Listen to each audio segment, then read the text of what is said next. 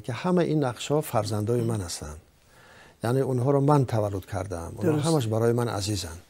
من نمیتونم یکی از آنها رو بگم که این و فلان و فلان. ولی یک چیز دیگر است که از نگاه تماشابین، از نگاه بیننده، وقتی که من خودم از کنار تماشا میکنم، از کنار نه چون هم یک اکتور، هم یک آدمی واقعی تماشا میکنم، برای من باز میگم که همش خوب است. ولی مجسمه عشق، همون بابای غفار که امروز در بین مردم یک وی پیدا کرده است، یک ابرازی خیلی مکمل بر این می نماید. هم از جهت خاراکتر و هم از جهت اسلوب پیدا شده است.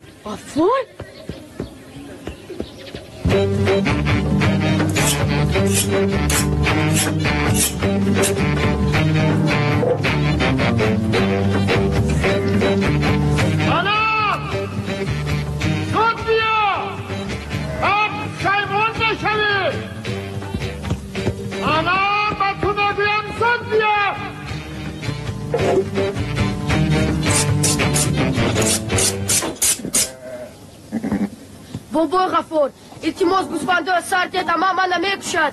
گم شو از اینجا. امت که من خودم همراهش دارم. سرتت گوسفندایا. گم شو از اینجا. رفت تو بشرت من نبینم. تو دلس نامرد، برو بجنگ. یا فقط خطی زنکا کار داری. برو بجنگ. گم شو از اینجا. گم شو بدیم. هم صاحب بزرگستان. استغفر الله. برو بجنگ. بس خونه رفت. برو بجنگ. تست خونه رفت. بازی نبیام. تست خونه رفت. غفور جون دریش سفیدت صدقه. کارت که افتید غلام میشوی. کارم که افتد خود را خواجه بگیری. این هیله نمیگذارد. غفور جون آخر من نمیتونستم کنم. غفور جون بابا بگفتی کو؟ نظرت نمیگیریم. 100 بار گفتم که بابا نگوی. مرا مسخره میکردی. بابای غفار. در پیش من زالی نکن. در راه ایزای خدا. الله اکبر.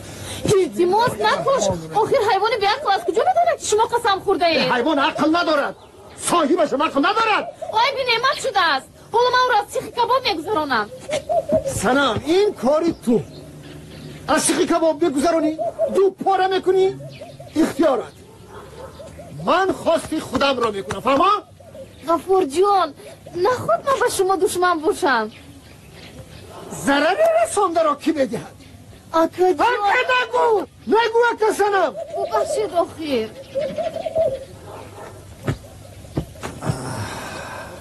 گوش کن سنم. با من باشد همه این باغ راه صدقه یک طوری موید، لیکن همش عیب خودت. چی خیلی عیبی من؟ اگر راضی می شدی گوسفندان را سرده؟ سنم من از کی کمم؟ نه از کی کمم؟ او شما یگانه مردی با ناموس و نامداری دهید. چرا با چشم من این طور نگاه میکنی؟ دختر بیناز نمی شود. آش به پیاز.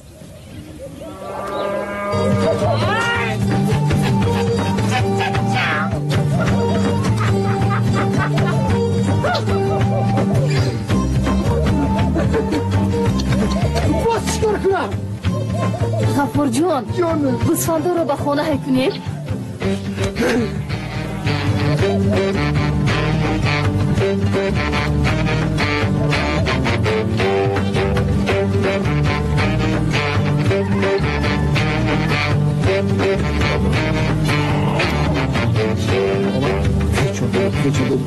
گم کنه پنه قدر شو بگم.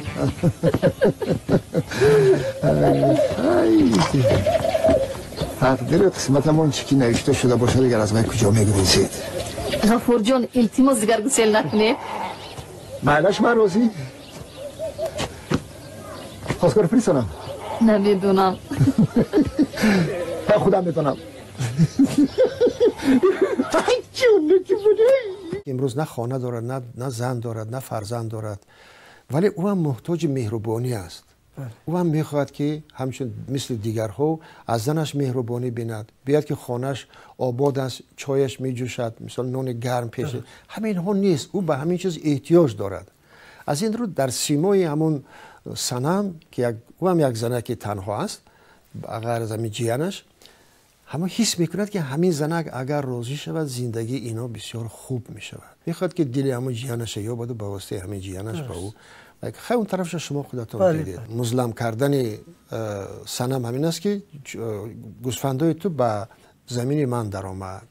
یعنی بهانه جستن واخوردن است. واخوردن به وصال رسیدن. درست، بهانه دیدار است. بله درست.